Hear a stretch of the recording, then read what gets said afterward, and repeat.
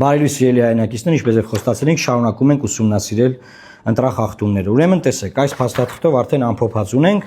Ես հերթով ասեմ, օրինակ 1-ի 1 տեղամաս 0 ձայն, ըստ ԿՀ-ի 3 ձայն ունենք։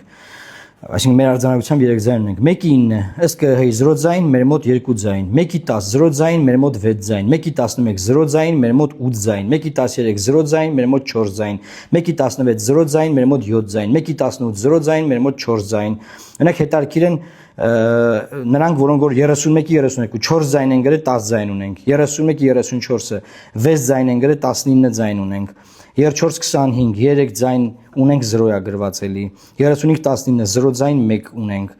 38-28 0 ձայն 3 ունենք։ 38-41 0 ձայն 4 ձայն ունենք։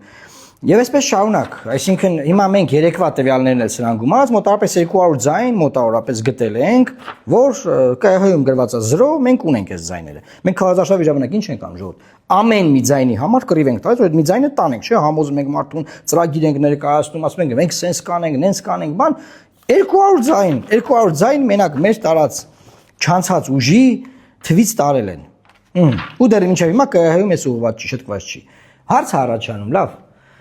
Երեկվա իմ ուղի եթերը դա հաղորդում էր հանցագործության մասին։ Ինչ որ մեկը դատվել է այս տվյալները սխալ մուտքագրելու համար, այսինքն ինչա տեղի ունեցել։ Ձայնը կա, ինքը 0-յա մուտքագրե։ Մեկի նկատմամբ քրեական հետապնդում կա, չկա։ Գնացինք առաջ։ Այս էլ արձանագրությունները իրանք լրիվ տեսնում են։ Երեկվա ասածս ԿՀ-ում դեռ շտկած չի։ Հաջորդ բան, ասում են ինչ եք անելու, բայ հիմա ինչ եք անելու, ամեն ձայնի հետևից գնացեք։ Ժորժ ջան, ամեն ձայնի հետևից գնացել են, քեսա ձայները։ Հիմա հաջորդը։ Խորհրդարանական ուժերը ունեն ամեն հանձնաժողովում 2 ական հանձնաժողովի անդամ։ Խորհրդարանական ուժերը այս 2000 տեղամասերում ունեն։ Իրենք ունեն ավելի շատ բազա։ Ես զարմանում եմ խորհրդարանական ընդդիմադիր ուժերն դեռ նստած։ Ոնց է եղել, որ բանը մեր ձայները, ասենք, դառնում է 0։ Մեր վստահված անձերն էլ հետ է, էլի, այսինքն տեղ կա վստահված անձ կա, տեղ կա չկա, հա, բայց իրանք 2000 տեղ աշխատավարձ ստացող հանձնաժողովի անդամ ունեն։ Պետք է իրանք նաև այս հարցերին պատասխանեն։ Այս ոնց է եղել։ Հիմա իրենք հայտարարեն դիմելու են ՍԴ,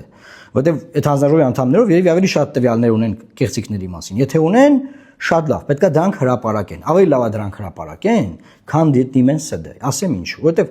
ժողովրդի վստահությունն ավելի կարևոր է, քան ՍԴ դիմելը, որտեղ ՍԴ-ն ինչ է ՍԴ-ն։ ՍԴ-ն, ասենք, Նիկոլ Փաշինյանի սահմանադրական դատարանն է։ Նիկոլ Փաշինյանի անվան սահմանադրական դատարան, ասենք, մեն դիմեն, հետո ՍԴ-ն ասի ամեն ինչ նորմալ է, էլի ինչ են անելու։ Դրա հիման վրա գնան մանդատները վերցնեն, նույն բանը եղել է 21 թվին։ 21 թվին էլ են նույն բանը արել։